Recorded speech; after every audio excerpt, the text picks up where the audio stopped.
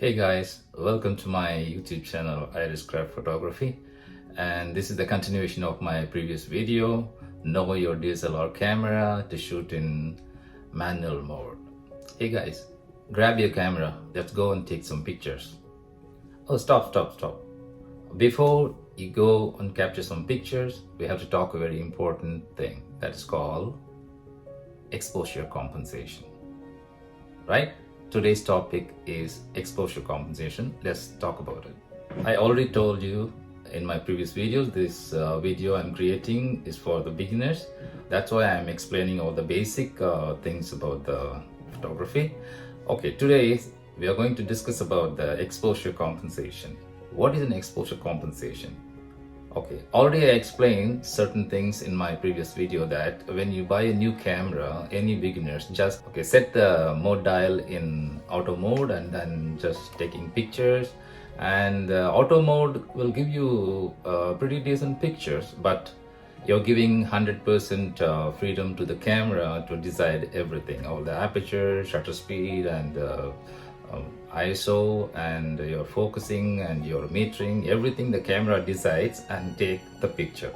The aperture, shutter speed, and ISO are the three main factors in taking pictures in manual mode. Okay, what is an aperture? Aperture is a small iris, that means the hole in the lens that allows the light goes into the camera and the sensor will capture the image, and that is called aperture.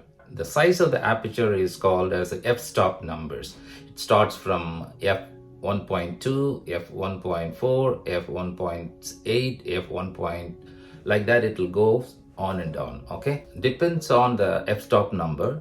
The hole, that means the iris in the camera lens, will increase and decrease the size so that the light goes into the camera and the sensor will capture the picture. Okay, shutter speed. What is the shutter speed? The sensor in the camera is not exposed to the light always. The sensor has got a shutter in front of that. When you press the shutter release button, the shutter opens for a while and closes immediately. When the shutter opens for a while and closes, by the fraction of a second, the light goes into the camera and the sensor is capturing the image. The fraction of a second the shutter open and closes is called shutter speed. The fraction of a second expressed in this way: 1 by 20th of a second, 1 by 60th of the second, 1 by 100th of a second. It goes on and on up to 2000ths of a second. Sometimes it will go 4000 of a second. Like that goes on and on up to 1 by 8000 of a second. This is called shutter speed. Okay, next one is ISO. ISO, we don't have a proper expansion for this acronym. ISO is the light sensitivity of your camera sensor. How sensitive your sensor is. The ISO is numbered like this, like it starts from 100, 200, 300, and 400, 800, 1600 and 2000. It will go up to 6400 sometimes. When you keep increasing and decreasing the ISO number, the light sensitivity of your camera will differ. Okay, if you set your ISO at 100, your camera can capture pictures in only a good lighting condition. If you don't have the good lighting condition, your image will be a little dark because your ISO level is very less. And if you keep on increasing, you can up to, maybe if you, for example, if you keep your ISO at 1600, your camera can capture the picture in a little darker situation also. In a low level situation, you have to increase the ISO little higher. But when you increase the ISO level more than 2000, 3000, 4000, so your picture will be little grainy. That is another disadvantage of increasing your ISO. The exposure compensation consists of three elements. Those are aperture and shutter speed and ISO. Your picture quality will be based on these three elements. Sometimes your picture will be dark, sometimes your picture will be overexposed, sometimes your picture is little blurry. Why? Because you're not setting the exposure compensation properly. Depends on your shooting scenario or your lighting condition. That's why the picture is not the way as you are expecting.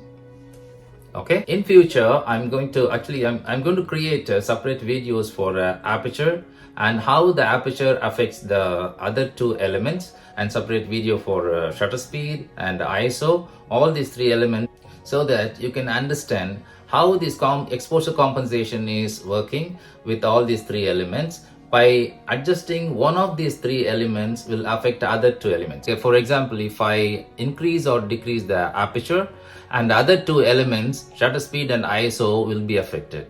In case if I adjust the shutter speed, and same way the aperture and the ISO will also be affected. So if you touch any one of these element, other two things will be affected. So I'm going to explain in future video. I'm going to create another video to explain about what is the aperture, how to increase and decrease in different situation. Same way, in what condition you can increase and decrease the shutter speed, and also in which condition you have to increase and decrease the ISO. I'm going to explain it in a future video. Okay guys, let's talk about in detail about the aperture, shutter speed and ISO in my future video. And to get all my videos, please subscribe my channel Iriscraft Photography, and if you like the video, please share it, and see you soon with another video.